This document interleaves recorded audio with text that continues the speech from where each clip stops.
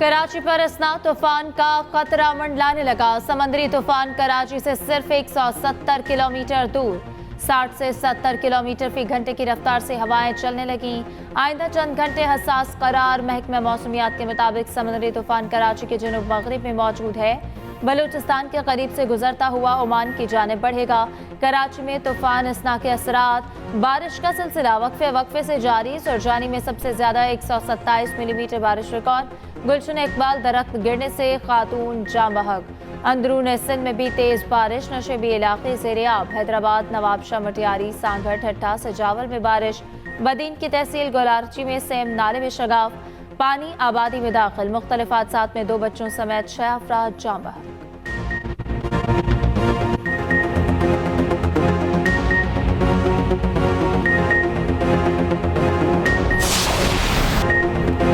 कुमराट में सैलाब से तबाही। सैकड़ों सियाह फंस गए। कुमराट रोड और 4 राब्ता पुल सैलाबी रैले में बह गए। कुमराट का जमीनी राब्ता मुनक़ता। 10 मकान, कई पन बिजली घर और मछली फार्म सैलाबी रैलों में बह गए। होटल्स को शदीद नुकसान पहुंचा। कुमराट, बडगोई टॉप और जहाज बांडा में सियाह फंस गए। रेस्क्यू करने के फुटेज सामने आ गई। तहसील चेयरमैन का कहना है कुमराट रोड की बहाली में 2-3 दिन लगेंगे। सयाहों की रिहाइश और खाने का बंदोबस्त किया जा रहा है। उधर दीरबाला के इलाके मैदान में मूसलाधार बारिश के बायस घर पर मट्टी का तोदा गिर गया। मलबे तले दबकर एक ही खानदान के 12 अफराद जाम बहक। नमाज जनाजा अदा कर दी गई। शाहराए कराकुरम लैंडस्लाइडिंग के बायस बंद। गाड़ियों की लंबी कतारें।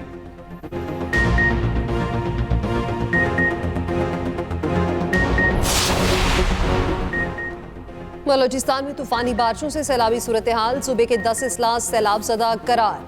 कलात, ज़ियारत, सोहबतपुर, लसपेला, वारान, कच्छी, जाफराबाद, औस्ता मोहम्मद, लौरालाई और चाही शामिल। लौरालाई में तुर्कैसी डैम के करीब नदी में सैलाबी रैला आबादी में दाखिल। एक घर में फंसे 7 अफराद को रेस्क्यू कर लिया गया। लौरालाई कोटपुर पे पानी घरों में दाखिल। लोगों ने रात खुले आसमान तले गुजारी। झलमक्सी में बारिशों से तबाही। मकानात की छतें मुनहदम।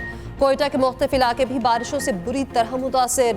बरसाती पानी के जोहड़ में गिरकर बच्चा जाम बहक। उधर भिम्बर, कोटली समेत आज़ाद कश्मीर में भी बारिश। जगह जगह लैंडस्लाइडिंग, सड़कें ब्लॉक।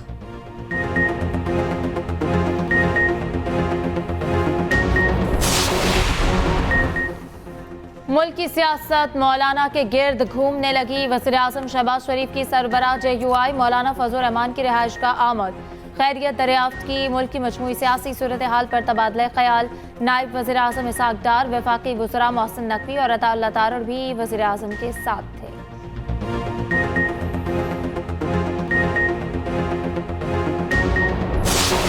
दहशतगर्द और बाज़ खारजी अनासर मिलकर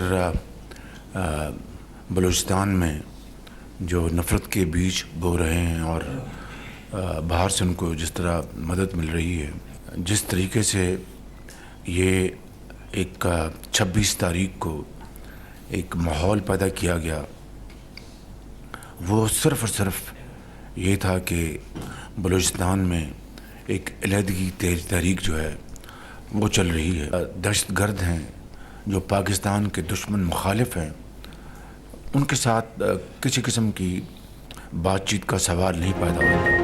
मुल्क दुश्मनों से किसी किस्म की बात नहीं होगी। दहशतगर्दों से मुज़ाकरात का सवाल ही पैदा नहीं होता। मुल्क दुश्मनों को निशान इबरत बनाएंगे। वज़ीर-ए-आज़म शहबाज शरीफ ने वाज़ेह कर दिया। काबीना इजलास में गुफ्तगू करते हुए कहा बलूचिस्तान में दहशतगर्दी की इंतहा कर दी गई। खारजी अनासिर बलूचिस्तान में नफरत के बीज बो रहे हैं। दहशतगर्दों को बैरून मुल्क से मदद मिल रही है। पाक अफवाज के साथ मिलकर दहशतगर्दों का खात्मा करेंगे। बलूचिस्तान के लोग मुहिब वतन हैं, चाहते हैं तरक्की का पहिया तेजी से चले। नौजवानों को वर्गलाने वालों को नाकामी होगी। नौजवानों को मेन स्ट्रीम में लाने के लिए हमें कोशिश करनी चाहिए।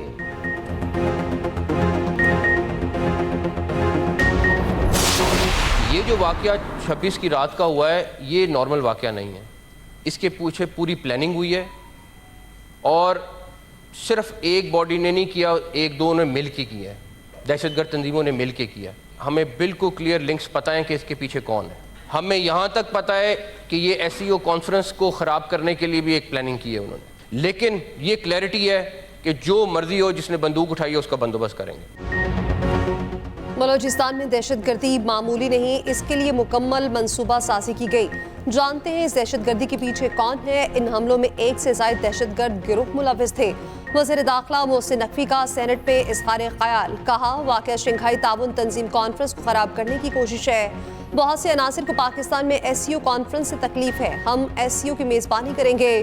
पार्लियामेंट सुप्रीम है और सुप्रीम रहेगी। बलूचिस्तान में कोई ऑपरेशन नहीं हो रहा। जो रियासत को नहीं मानते, बंदूक उठाते हैं, वो दहशतगर्द हैं। उनका बंदोबस्त करेंगे, पाकिस्तान को मानने वालों को सर पर बिठाएंगे।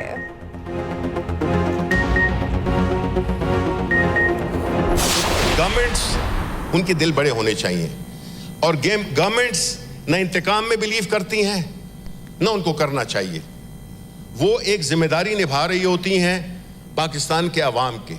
बड़ा संजीदा मसला है और इस पे हमें पूरी संजीदगी के साथ काम करना चाहिए। और मुझे अफसोस है कि ये डिबेट होने नहीं दी गई, या कम से कम कोई इसमें नजर नहीं आ रहा, इंटरेस्ट नजर नहीं आ रही। एक सूबे से ताल्लुक है इसका, इस पे हम सजेशंस दे सकते हैं कि भाई इसको आपने किस तरीके से हैंडल करना है। असल मसाइल छोड़कर सिर्फ ताकत पर इन्हिसार करेंगे तो नताइज अच्छे नहीं होंगे।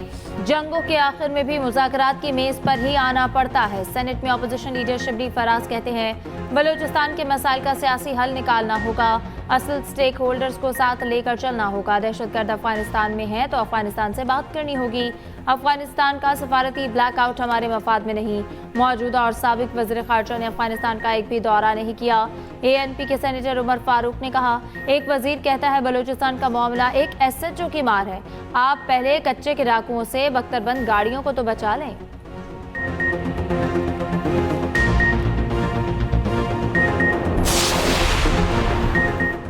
जो लोग बुरे वक्त में छोड़ गए उनके लिए पार्टी में कोई जगह नहीं, बानी PTI ने वाज़ेह कर दिया। अडियाला जेल पे सहाफ़ियों से गैर रस्मी गुफ्तगू करते हुए कहा, मुझे पता है बुरे वक्त में कौन कौन छोड़ कर गया। गुड टाइम चार्लीस बुरे वक्त में पार्टी छोड़ गए, उनके लिए हमारे पास कोई जगह नहीं। मजबूरी में पार्टी छोड़ने वाले बहुत कम लोग हैं।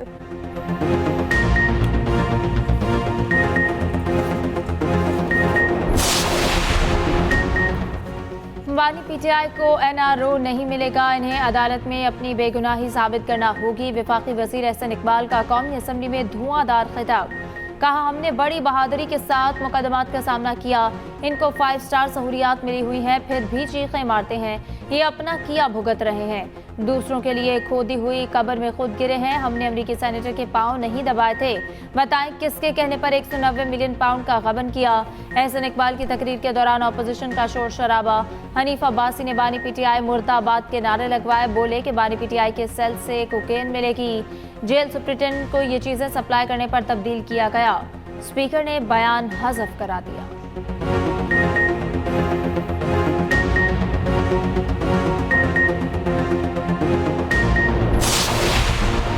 नवाज शरीफ और शहबाज शरीफ के लिए जेल में बूफे लगते थे। 45 लोग मुलाकात करते थे। NRO और लंदन प्लान के तहत आप इक्तदार में आए हैं। ये फॉर्म 47 की हुकूमत है। ऑपोजिशन लीडर उमर अयूब की मीडिया से गुफ्तगू, कहा हमने मुल्क के बहुत से अहम मामलात ऐवान में उठाए। एहसन इकबाल ने जवाब देने के बजाय बानी PTI पर अटैक किया। बैरिस्टर गौहर ने कहा तहरीक इंसाफ ने हमेशा आइन और कानून की बात की। बानी PTI ने कभी अपने सेल के बारे में नहीं बताया।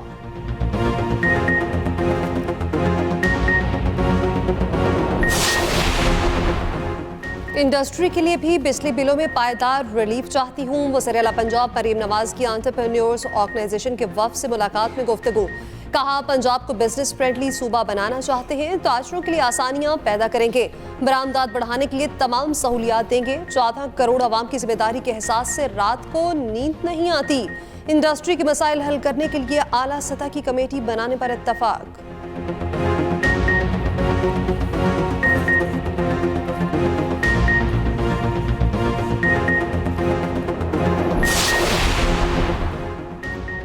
जहाज़ों की अदम दस्तयाबी के बायस 1000 पाकिस्तानी ज़ायरीन बगदाद एयरपोर्ट पर महसूर ज़ायरीन अरबाइन के इज्तिमा में शिरकत के लिए करबला गए थे। ज़ायरीन का कहना है कि इराक़ी एयरलाइन खुसूसी जहाज़ चलाने को तैयार नहीं। हुकूमत पाकिस्तानी ज़ायरीन के साथ नाइंसाफ़ी पर इराक़ी हुकूमत से एहतजाज करे।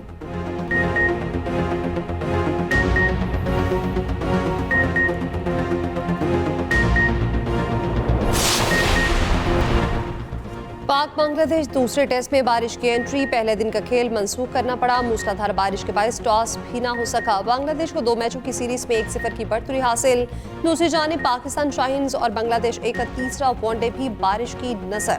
मैच मंसूख कर दिया गया। सीरीज का एक मैच पाकिस्तान ने जीता, 2 बारिश की नजर हो गए।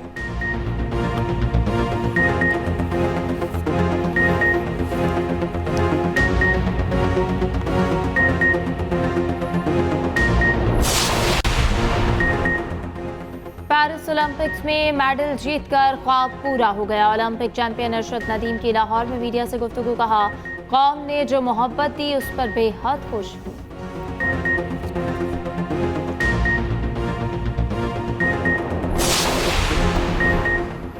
चेयरपर्सन स्पेशल ओलंपिक पाकिस्तान रौनक लाखानी की पाकिस्तान ओलंपिक एसोसिएशन के सदर सैयद आबिद कादरी जिलानी के एजाज में तकरीब। सैयद आबिद कादरी को POA की सदारत संभालने पर मुबारकबाद दी। चेयरमैन पर चेयरपर्सन स्पेशल ओलंपिक पाकिस्तान रौनक लाखानी ने कहा, पाकिस्तान ओलंपिक की जानिब से हमारे एथलीट्स की सरपरस्ती मुस्तकबिल में स्पेशल गेम्स की तरक्की और फरोग के लिए एक संगे मील साबित होगी। सैयद आबिद कादरी जिलानी ने कहा, चेयरपर्सन स्पेशल ओलंपिक पाकिस्तान रौनक लाखानी और उनकी पूरी टीम स्पेशल खिलाड़ियों को माशरे में उनका असल मुकाम दिलाने में मसरूफ है। उनके जज्बे को सलाम पेश करता हूँ।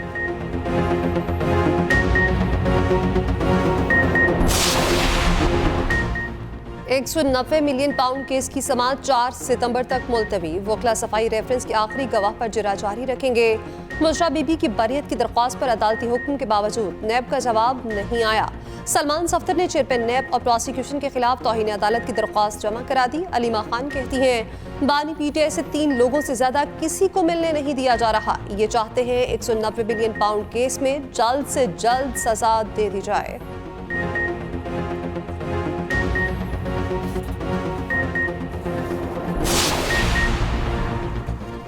सिंध में हालिया बारिशों में हादसात ने 6 कीमती जानें ले ली। बारिश के बाद सबसे ज्यादा दबाव बदीन में आया।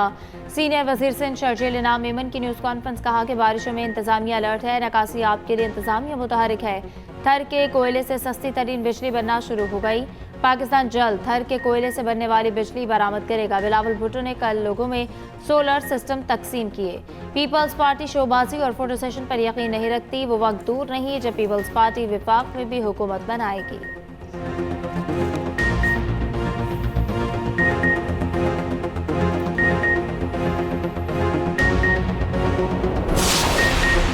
नौमे वाक़यात की तहकीकात KP काबीना का जुडिशल कमीशन के क़याम के लिए पेशावर हाई कोर्ट को दोबारा ख़त लिखने का फैसला। मुशीर इत्तलात बैरिस्टर सैफ कहते हैं, काबीना ने फैसला किया है जुडिशल कमीशन के लिए चीफ जस्टिस को ख़त लिखा जाए। अगर हाई कोर्ट ने माजरत की तो हुकूमत इंक्वायरी कमीशन कायम करेगी। वज़ीर इत्तलात पंजाब अज़मा बुखारी कहती हैं, KP हुकूमत का इंक्वायरी कमीशन बनाना मुज़ाहिका खेज़ है। खुद ही मुजरिम, खुद ही मनसफ, इससे बड़ी बेशर्मी क्या हो सकती है।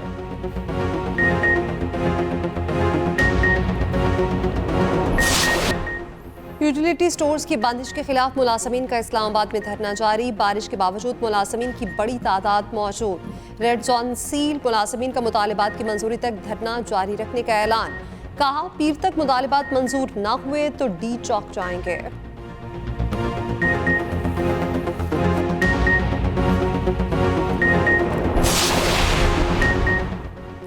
वज़ीर आला पंजाब का बच्चों के जदीद इलाज के विजन का एक और संग मील में अस्पताल लाहौर में बच्चों के इलाज के लिए जदीद सहूलियात से लैस ब्लॉक का इफ्तिताह। सीनियर वज़ीर पंजाब मरियम औरंगजेब का मुख्तलिफ शोबों का दौरा, तिब्बी सहूलियात का जायजा लिया।